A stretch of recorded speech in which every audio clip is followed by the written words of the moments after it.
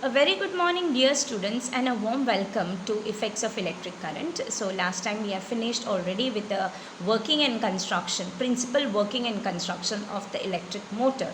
But last time I forgot to show you a small video on how the electric motor works.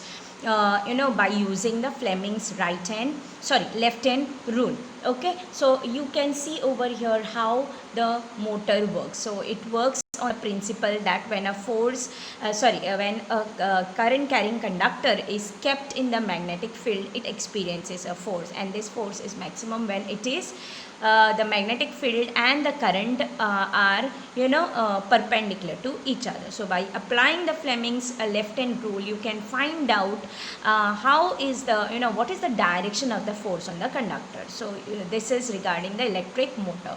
So today we shall move on to the next part of the lesson, that is electromagnetic induction. So we have already now finished with magnetic effects of electric current, and the second part, as I mentioned to you in the previous the first video about the electromagnetic induction, that it is completely different. I mean, it is just the opposite of the magnetic effect of the electric current, correct? So in the magnetic effect of electric current, current is producing magnetic field, whereas here now the magnetic field will be producing the current that we are going to see today in electromagnetic induction.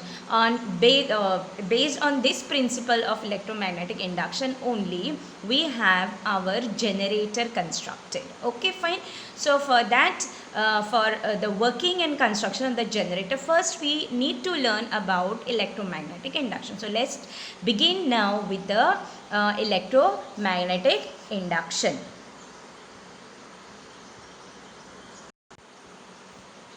Now we know that when the current carrying conductor is kept in the magnetic field, you know that it experiences a force, and due to this force this conductor moves, and it is maximum when it is perpendicular to the current carrying conductor is kept perpendicular to the direction of the magnetic field.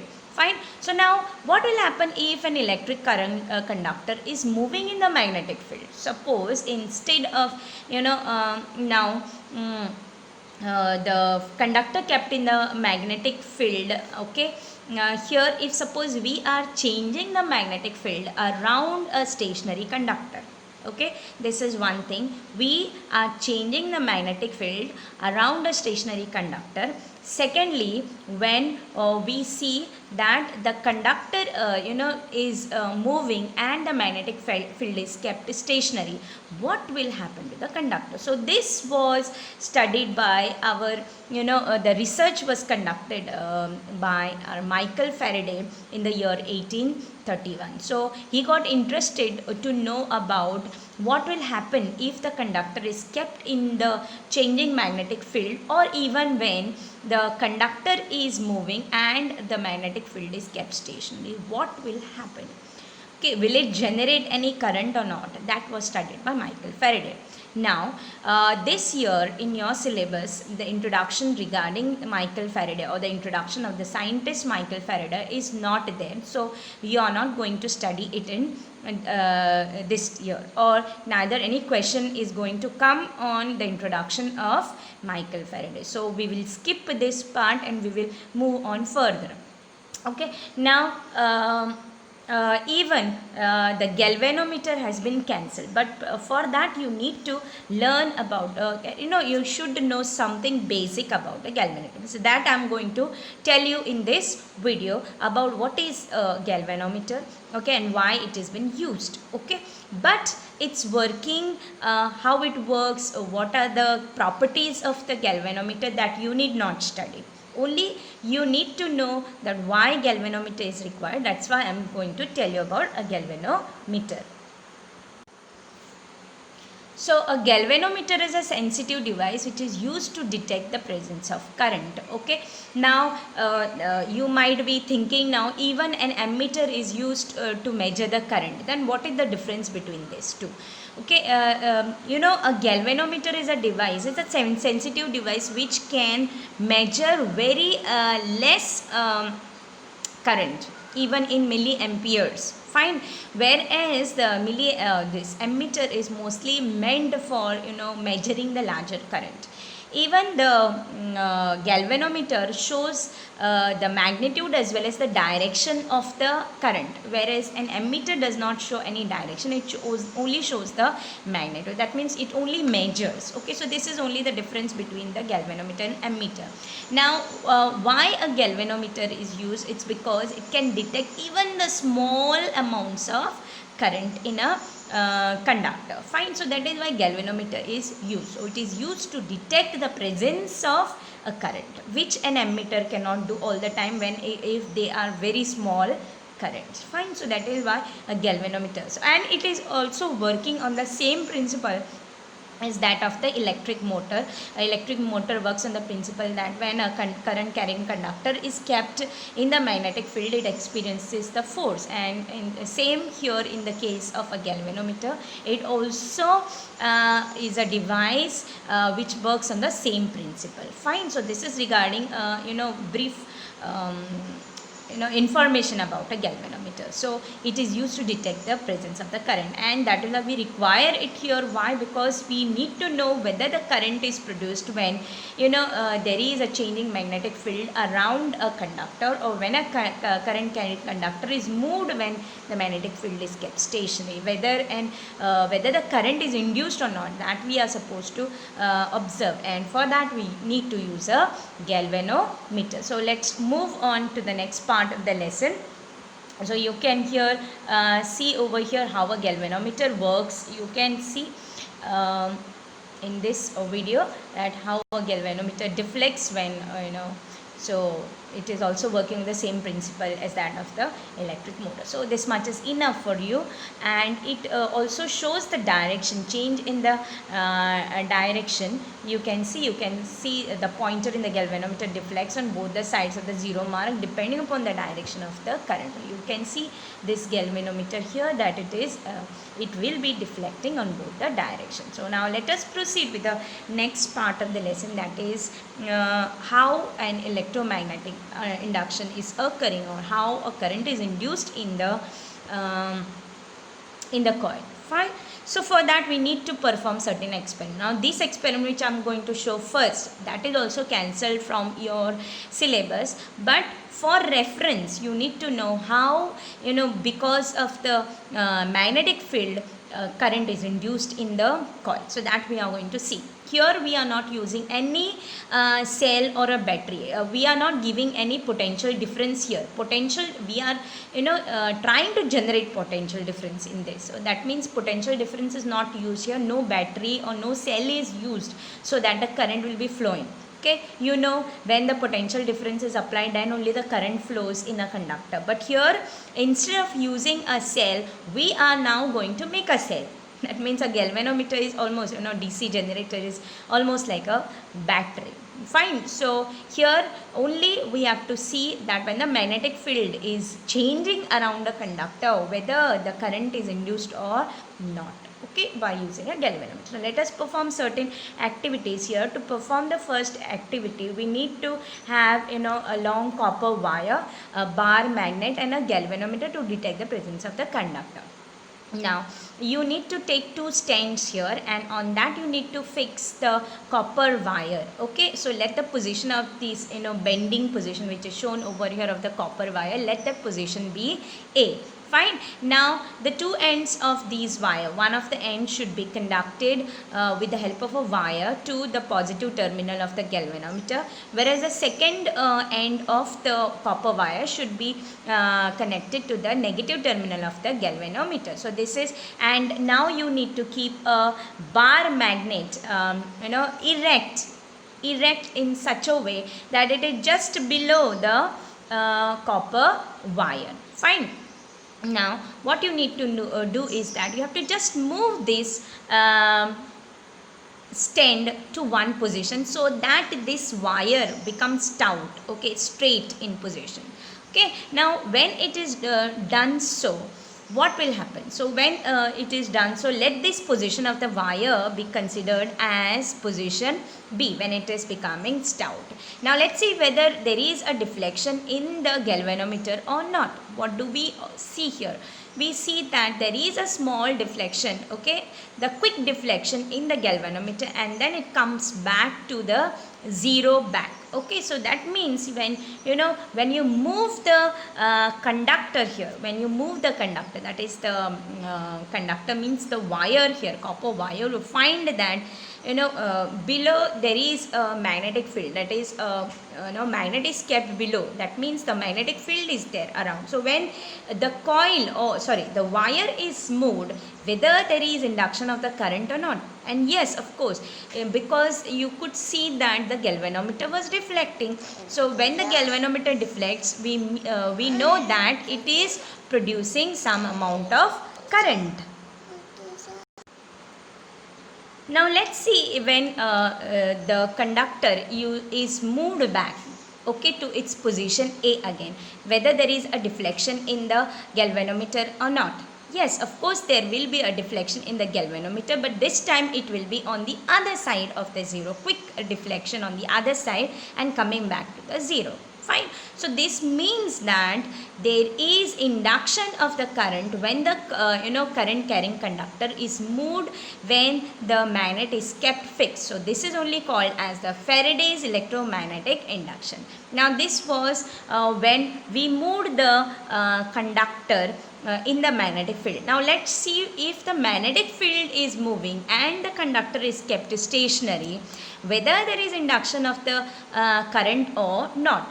Fine. So here you can see that when the magnet is moved little ahead, you will find that there is also deflection in the galvanometer, quick deflection, and then coming back to the zero. That means here you have moved in front now, okay, front.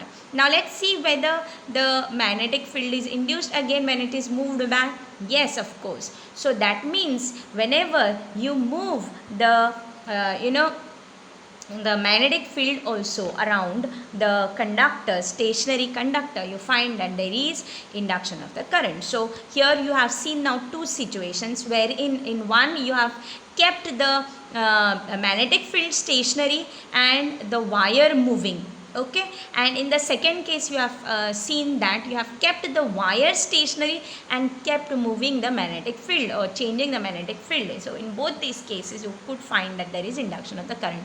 So if a conducting wire is kept moving in a magnetic field, a current is produced in it.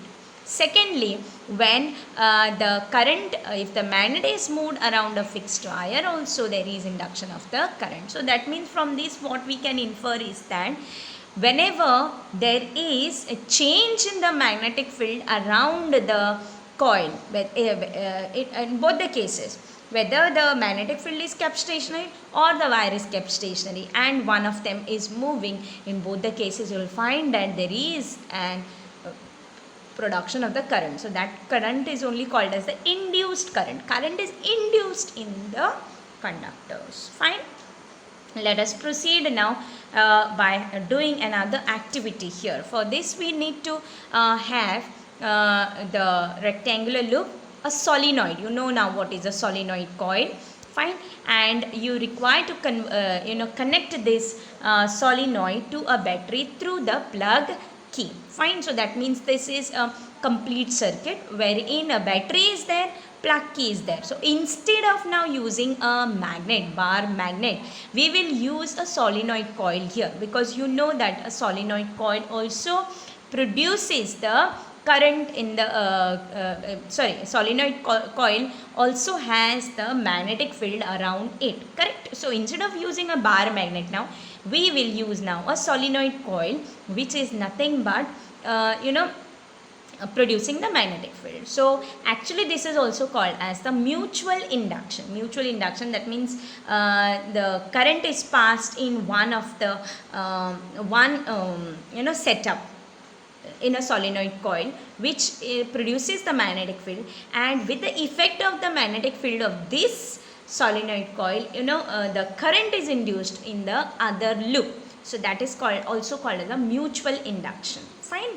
So that was electromagnetic induction. This is also electromagnetic induction, but in that electromagnetic induction, this is called as a mutual induction. Fine. So now let us see this rectangular loop. We will now connect it to the galvanometer. Okay, now we will see when the plug key is inserted in the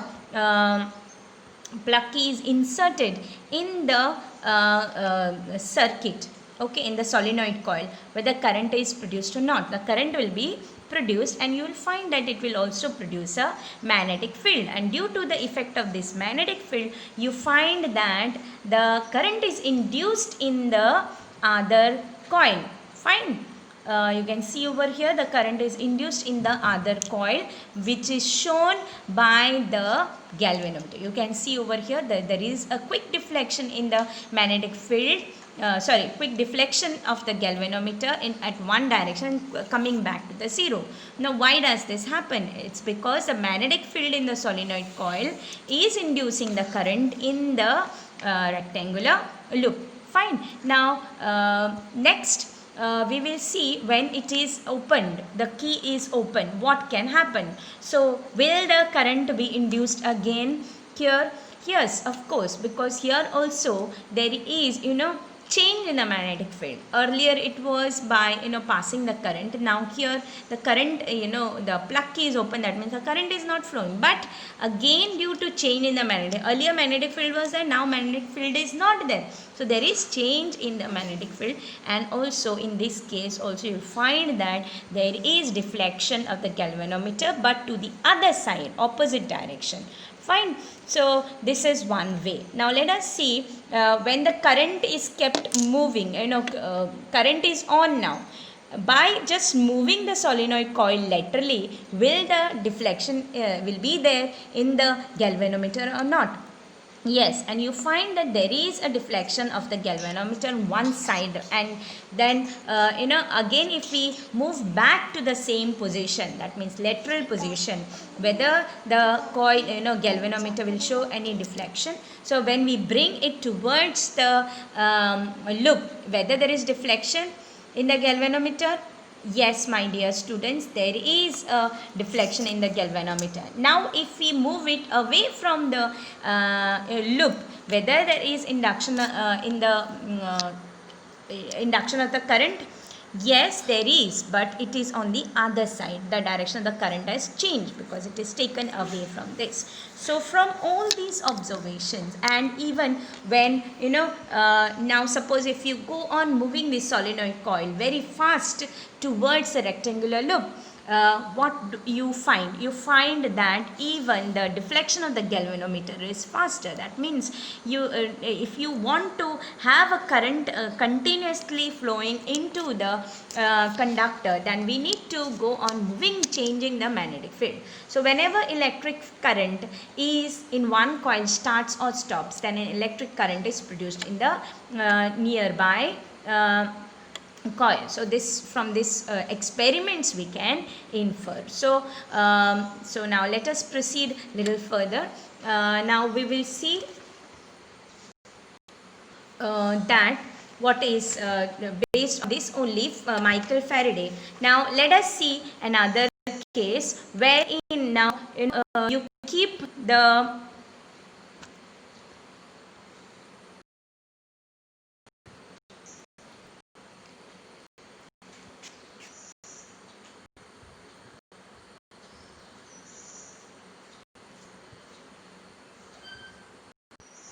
Now we have seen over here that the electric current is starting or stopping. You see that there is electric current in the nearby coil.